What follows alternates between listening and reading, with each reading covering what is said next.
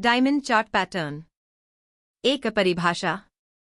Diamond chart pattern एक reversal pattern होता है जो किसी ट्रेंड के अंत में बनता है और यह दर्शाता है कि मार्केट में मौजूदा ट्रेंड, अप ट्रेंड या डाउन ट्रेंड, समाप्त होने वाला है और प्राइस की दिशा बदलने वाली है।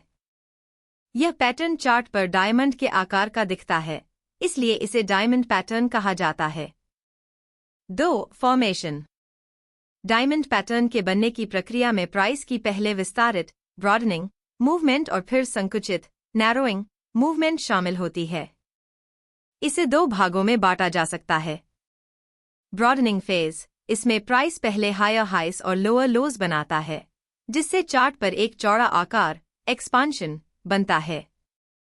नैरोइंग फेज, इसके बाद प्राइस लोअर हाइस और हायर लोज बनाता है, जिससे चार्ट का आकार संकुचित, कॉन्ट्रैक्शन, होता है और यह डायमंड की आकृति बनाता है। 3. Psychology. Diamond chart pattern market की अनिश्चितता और वोलेटिलिटी को दर्शाता है। शुरुआत में प्राइस बड़ी मूवमेंट करता है, जिसमें बाजार में उतार चढ़ाव की स्थिति होती है। लेकिन बाद में जैसे जैसे पैटर्न संकुचित होता है, यह दर्शाता है कि ट्रेडर्स एक निश्चित दिशा का इंतजार कर रहे हैं, जिसके बाद या तो बुल्स या बेयर्स नियंत्रण में आते हैं और ब्रेकआउट होता है। जब यह पैटर्न अप ट्रेंड के अंत में बनता है, तो यह बेयरिश रिवर्सल का संकेत देता है। जब यह पैटर्न डाउन ट्रेंड के अंत में बनता है, तो यह बुलिश रिवर्सल का संकेत देता है। 4. ब्रेकआउट।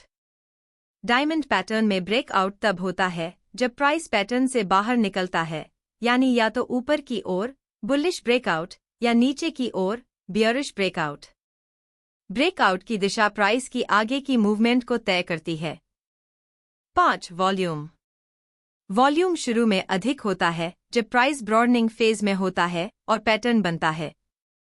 जैसे जैसे पैटर्न संकुचित होता है, वॉल्यूम कम हो जाता है। ब्रेकआउट के समय वॉल्यूम में एक बार फिर से वृद्धि होती है, जो ब्रेकआउट की वैधता, वैलिडिटी, को कंफर्म करता है। 6. Entry. Short entry. Bearish reversal अगर पैटर्न अप ट्रेंड में बन रहा है और ब्रेकडाउन होता है, तो निचली ट्रेंड लाइन के टूटने पर एंट्री लें। Long entry. बुलिश रिवर्सल अगर पैटर्न डाउन ट्रेंड में बन रहा है और ब्रेकआउट होता है, तो ऊपरी ट्रेंड लाइन के टूटने पर एंट्री लें। 7. Stop loss. बेयरिश रिवर्सल में स्टॉप लॉस को हालिया हाई, रीसेंट हाई, के ऊपर सेट करें। बुलिश रिवर्सल में स्टॉप लॉस को हालिया लो, रीसेंट लो, के नीचे सेट करें। 8. टारगेट। टारगेट को डायमंड पैटर्न की ऊंचाई, हाइट ऑफ द पैटर्न, के बराबर रखा जाता है।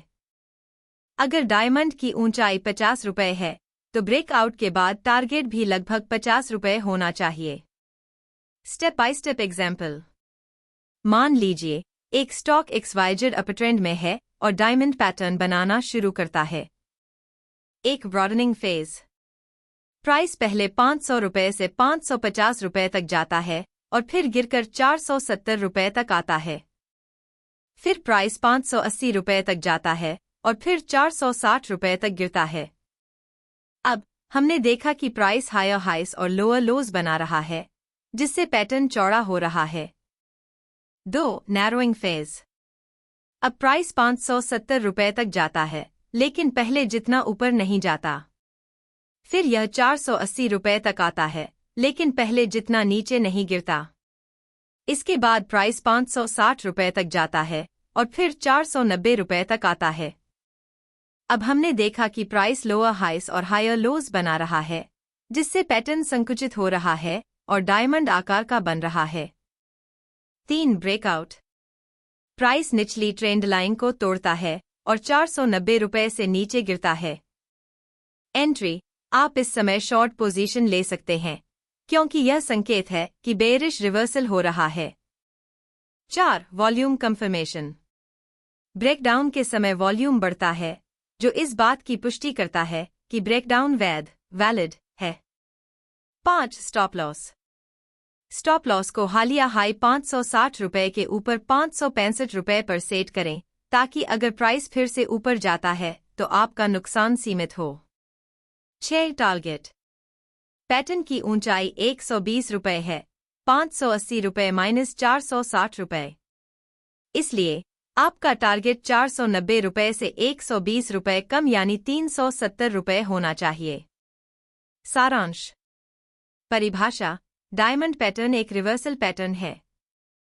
फॉर्मेशन: प्राइस पहले चौड़ा और फिर संकुचित होता है। साइकोलॉजी: मार्केट में अनिश्चितता और अंततः रिवर्सल। ब्रेकआउट: निचली या ऊपरी ट्रेंड लाइन के टूटने पर। वॉल्यूम: ब्रेकआउट पर वॉल्यूम में वृद्धि होती है।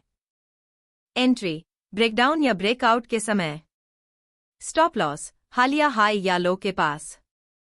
टारगेट: पैटर्न की ऊंचाई के बराबर।